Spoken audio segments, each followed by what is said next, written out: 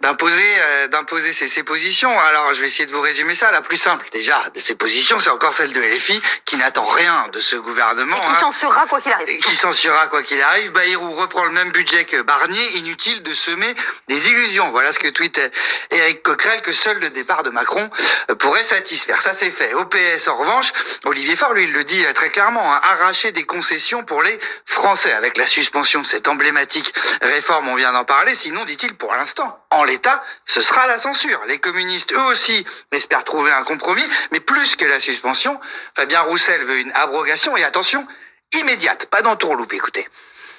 Je l'ai dit au Premier ministre, si il y a cette grande avancée pour notre système de retraite, ça vaut accord de non-censure. Nous sommes prêts à faire en sorte de ne pas censurer ce gouvernement si nous avons des engagements clairs, non pas dans 9 mois, non pas en renvoyant à une conférence sociale qui, si elle n'aboutit pas, ferait qu'on en resterait à la réforme des retraites à 64 ans. En fait, vous voulez un engagement dès demain. Ben oui, parce qu'on veut pas de chèque en blanc.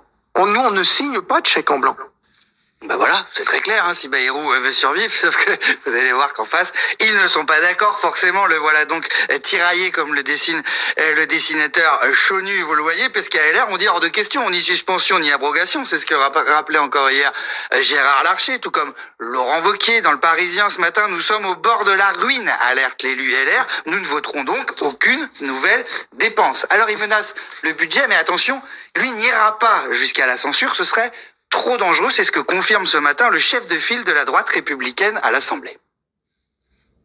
Nous ne sommes pas dans la menace de la censure permanente. Aujourd'hui, les Français qu'on rencontre nous disent parlez-vous, soyez sérieux, ne nous mettez pas dans une crise plus profonde encore. Aujourd'hui, suspendre la réforme des retraites, c'est sauter dans l'inconnu d'un point de vue budgétaire, et c'est dire à tous nos partenaires économiques, au fond, le budget de l'État n'a plus rien de sérieux, plus aucune rigueur.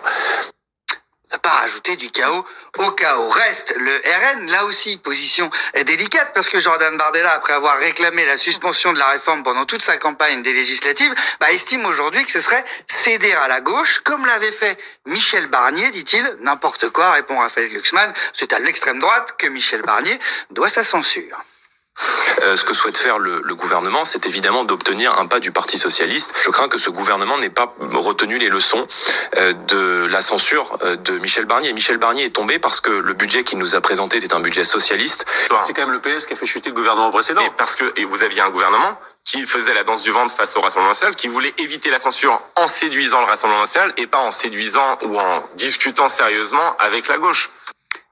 Et pendant que ces deux camps se renvoient la balle, dernier sondage paru ce matin pour le HuffPost termine là-dessus. 57% des Français pensent que François Bayrou sera de toute façon renversé par une motion de censure, qu'elle vienne de gauche ou de droite finalement, peu importe.